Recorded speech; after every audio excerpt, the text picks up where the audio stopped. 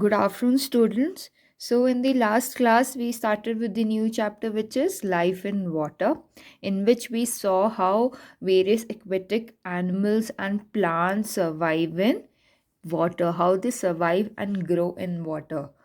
We discussed in brief about plant life in water, in which we saw various examples of water lily, water hyacinth, duckweed, right? We discussed in brief that how do these aquatic plants survive in water. So in today's class, now we will study about animals in water. Last class में हमने क्या पढ़ा था? Plant life in water. So in today's class, we will study in brief about animals in water. We will see how these animals grow and survive in water. All right.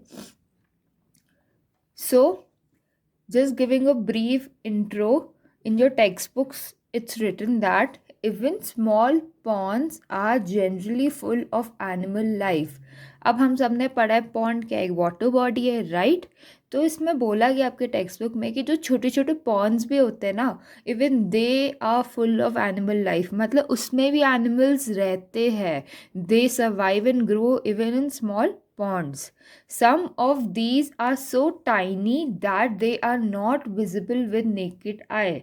अब next point ये बोला गया है कि ये जो animals Pond's में रहते हैं, for example they are so tiny that हम अपनी नेकेड आई से भी उनको ना स्पॉट नहीं कर पाते. For example they are so many fishes in the water. Can we see each one of them? No, we can't, right?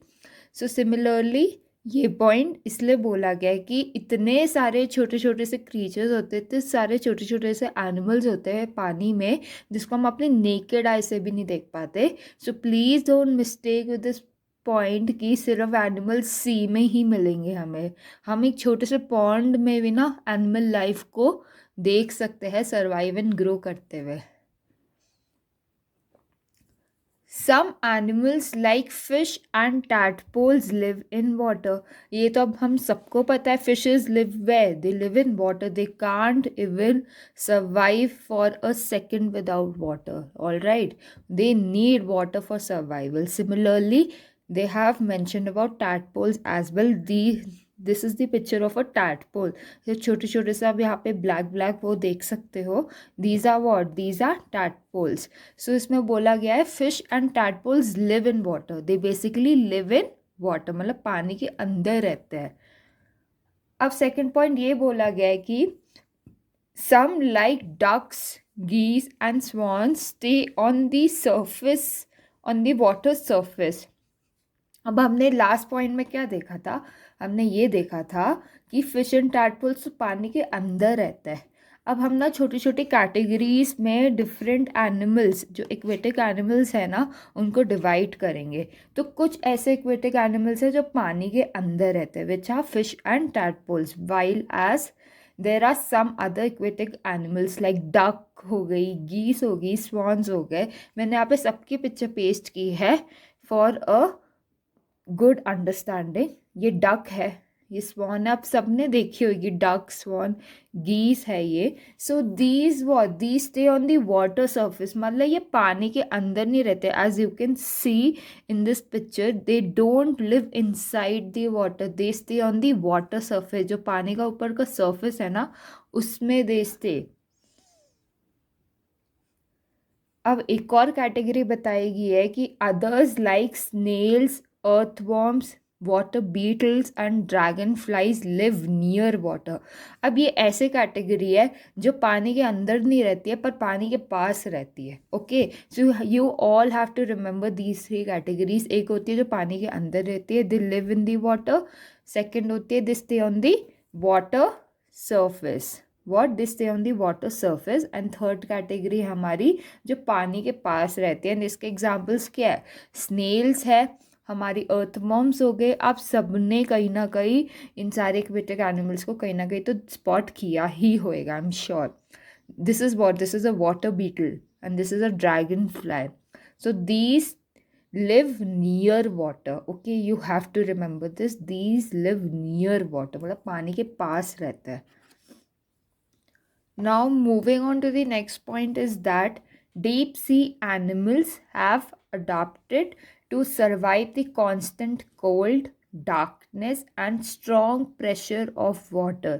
अब इस पॉइंट में ये बोला गया है कि डीप सी एनिमल्स पहले तो क्या होते हैं हम ये समझेंगे. Deep sea animals are animals जो ना डार्कनेस में एकदम अडाप्ट हो चुके हैं, मतलब जो पानी की डार्कनेस होती है which you can see here, they have adapted to that living.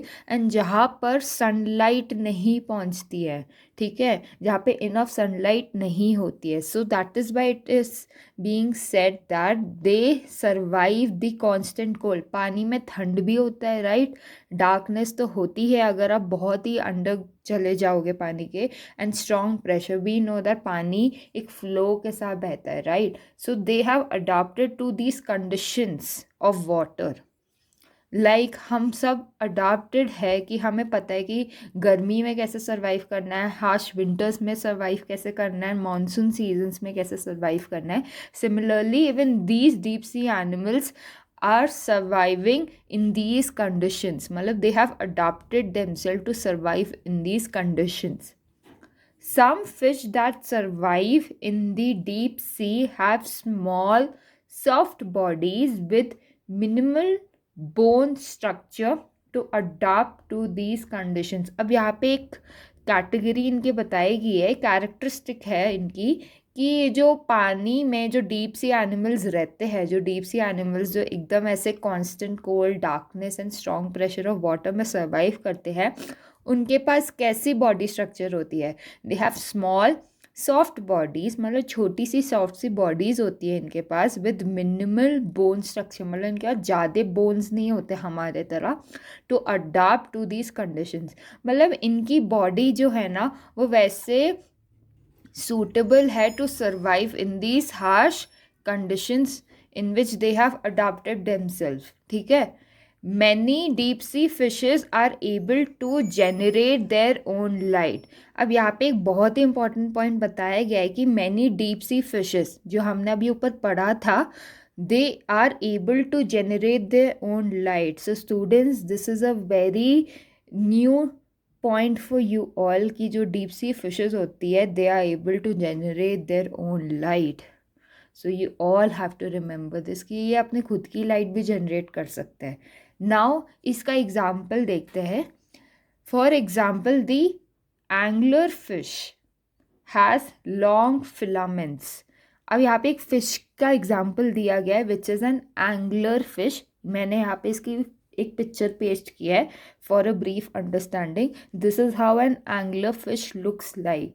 Now it has been said that it has long filaments. अब फिलामेंट्स ये होते हैं which you can see small small threads हैं ना इसके. these are what? These are filaments with a light at the end dangling over the top of its head. अब जो ये फिलामेंट्स है ना इसके एंड में एक लाइट है विच आर डैंगलिंग, मतलब यहाँ वहाँ it is moving, it is hanging over the top of its head. As you all can see इसके हेड के टॉप में कितने सारे फिलामेंट्स हैं. So these generate light. Okay, these what? These generate light. तो ये एक छोटा सा एग्जाम्पल था ऑफ डीप सी एनिमल्स. मतलब हम इस टॉपिक में बेसिकली ये पढ़ रहे हैं कि बहुत सारे एक्वेटिक एनिमल्स होते हैं, सबकी सर्वाइवल जो होती है ना अलग अलग तरीके से होती है पानी में. So we have seen now the example of angler fish which has long filaments. Okay, and what it is able to generate its own light inside the water. Now imagine. एक और अभी यहाँ पे फिश की example दी गई है. The archer fish eats insects that live above the surface of the water. अब यहाँ पे एक और ऐसा पॉइंट बताया गया कि एक और फिश है which is the archer fish. You all have to remember this. अब ये क्या करती है फिश? ये इंसेक्ट्स खाती है, कीड़े मकोड़ों को खाती है. That live above the surface of the water, मतलब पानी के ऊपर, पानी के सरफेस के ऊपर रहते हैं. And they don't stay inside the water. Remember this. In order to reach the insects. अब ये आर्कर फिश इंसेक्ट्स को खाती कैसे ये बताया गया है. In order to reach the insects the archer fish spits a drop of water from its mouth and knocks the insects into the water. अब ये कैसे पकड़ती है ऊपर इंसेक्ट्स को जो सरफेस ऑफ द वाटर के अबव रहते हैं. It spits a drop of water from its mouth. As you can see in this picture, ये पानी की इसने ऐसे ड्रॉप को स्पिट किया अपने माउथ से. ठीक है, मैंने तभी ये पिक्चर पेश की so that you all should understand that this is a true fact. It spits a drop of water from its mouth and knocks the insect into the water. अब इसने यहाँ से पानी को स्पिट कर दिया. एक और मैंने यहाँ पे पिक्चर पेस्ट की है जिसमें पानी को स्पिट करके it knocks the insect. ये रहा एक insect and it knocks the insect into the water. So this is how it survives and grows. So insect is what? Insect is a kind of food for this archer fish. The fish has a perfect aim every time. अब ये बहुत ही interesting fact बताई गई है कि ये जो आर्कर fish है ना, ये जब भी ऐसे spits a drop of water, whenever it spits a drop of water from its mouth and it catches the insect, right, it always has a perfect aim. Now imagine how trained they are in this thing कि उनको पता है उनकी survival and growth तो ऐसी ही होनी है. And they are so perfect with their aim every time.